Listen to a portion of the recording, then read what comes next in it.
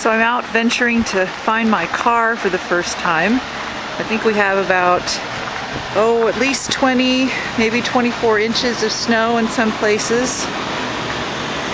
Go through here. See, there's a little snowman. So here we are in the parking lot. I left my car and we'll see if we can even find it. There's the mailboxes. As you can see, the snow berms piled up next to them quite high. I thought about actually parking in that space, believe it or not, thinking it might be strategically good to dig out. But as you can see, whoa, that's exactly where all the snow gets piled up. So maybe that was a good idea. I didn't park there.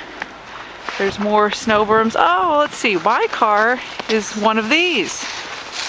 Now, he's smart. He has a shovel. I didn't get one of those yet. One of these vehicles is mine. Let's see what it looks like. I think it was right next to a big truck over here. Actually, I think this is it right here. Lovely. Let's see if we can find it. Okay. Archaeological dig. There you go.